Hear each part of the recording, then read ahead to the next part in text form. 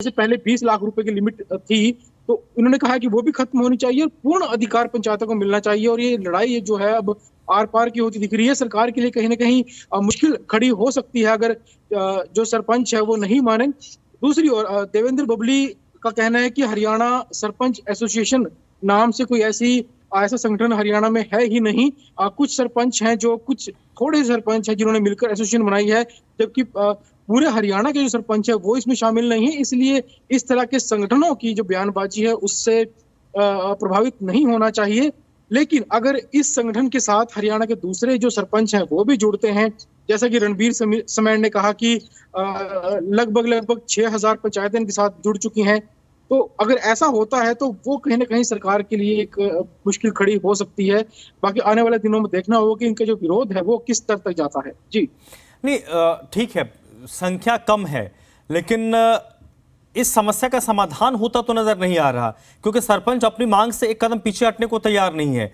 तो अब क्या, एक तो लंबे वक्त के बाद पंचायत के चुनाव हुए, गांव को सरपंच मिला, और जब से सरपंच मिला उसके बाद ये नई लड़ाई शुरू हो गई। तो क्या आने वाला समय सरकार और सरपंचों के बीच लड़ाई में ही गुजर जाएगा, कट जाएगा? खमियाजा तो पंचायतों को भुगतना पड़ रहा है, फिर पंचायती राज्य का मतलब क्या होगा? ये बिल्कुल खामियाजा तो पंचायतों को भुगतना पड़ रहा है, लेकिन जिस तरह से एक बात पर 100% अड़ जाना, एक कदम भी पीछे नहीं हटना, वो भी उसे भी सही नहीं कहा जा सकता। क्योंकि चाहे वो एक सरपंच है, चाहे पार्षद है, चाहे विधायक है, जो भी जनप्रतिनिधि होते हैं उनका पहला जो एक कर्तव्य होता है वो होता है जन सेवा करना, लोगों की सेवा करना। अगर हम उस बात से हटकर दूसरी लड़ाइयों में पड़ जाते हैं तो कहीं ना कहीं इसमें नुकसान जनता का होता है, और जो लोग हैं, जनप्रतिनिधि हैं, उनके ऊपर भी सवाल खड़ा होता है, उनकी मंशा के ऊपर भी सवाल खड़ा होता है। अगर बात ई टेंडरिंग की जाए, ई टेंडरिंग सरकार ने शुरू की और सरकार ने कहा कि ये पारदर्शिता के लिए जरूरी है, और ऐसा है भी, क्योंकि गांव ही नहीं बल्कि शहरों में जो पार्षद के जो इलाके निगम क्षेत्र के अंतर्गत, निगम में जो लोग जो इलाके आते हैं वहां पर ई टेंडरिंग से सारे काम किए जाते हैं।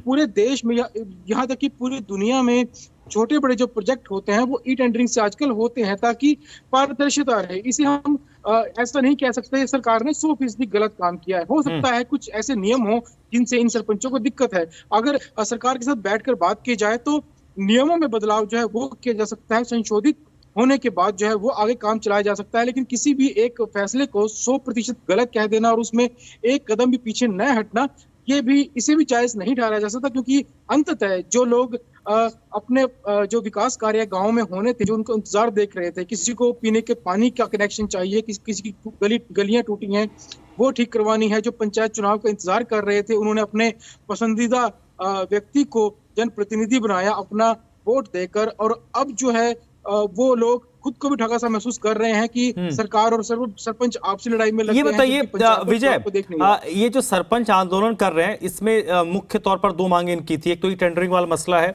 और दूसरा मामला है इनका राइट टू रिकॉल है। तो राइट टू रिकॉल तो अभी चर्चा में नहीं चल रहा। राइट टू रिकॉल संभवतः पीछे, और उसमें कई तकनीकी पहलू है। किसी ने कह दिया अलग चीज है, अभी उसको एज इट इज इम्प्लीमेंट कर देना इतना आसान नहीं है। कहने के लिए बहुत कुछ मंत्री कह दे या कोई भी कह दे, उससे बहुत तकनीकी पेच है, कानून में बदलाव की जरूरत पड़ेगी।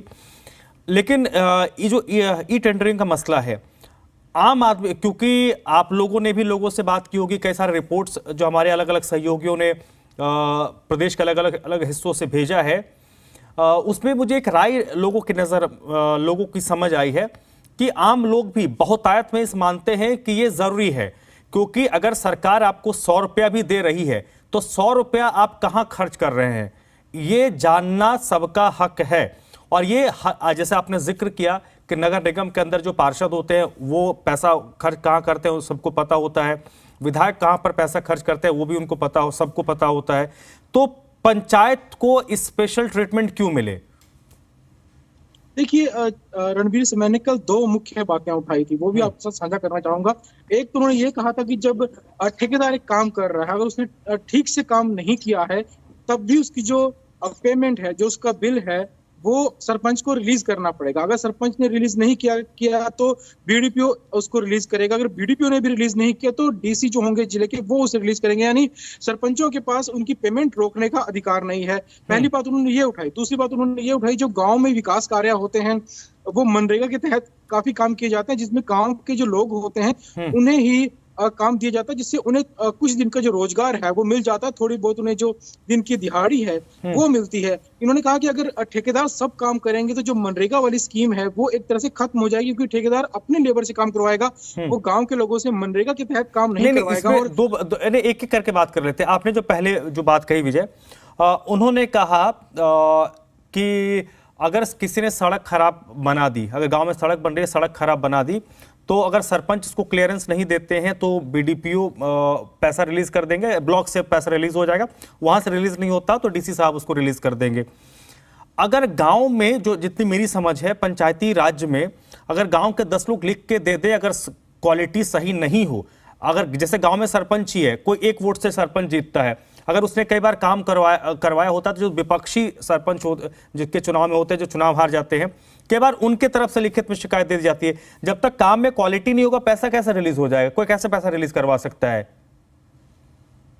जी बिल्कुल, क्योंकि अब जो अभी जो नियम बनाया गया है वो 1 हफ्ते का नियम है। यानी काम खत्म होने के 1 हफ्ते तक अगर सरपंच पैसा रिलीज नहीं करता है तो वो जो अधिकार है वो अगले अधिकारी के पास चला जाएगा। जहां तक आपने कहा कि अगर क्वालिटी इसकी सही नहीं है, पंचायत के जो प्रतिनिधि हैं वो भी इस बात को कह रहे हैं कि क्वालिटी सही नहीं है तो हम उसे कैसा सरपंच को पैसा हम दे सकते हैं।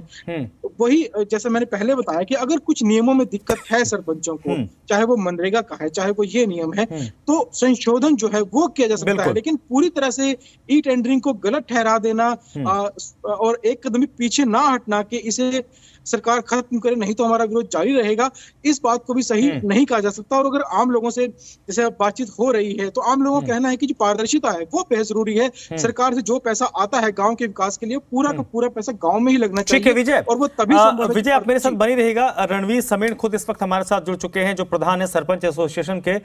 रणवीर जी, लंबे वक्त से आप लोग आंदोलन कर रहे हैं, आप भी पीछे नहीं हट रहे, सरकार भी पीछे नहीं हट रही, खामियाजा तो पंचायतों को भुगतना पड़ रहा है।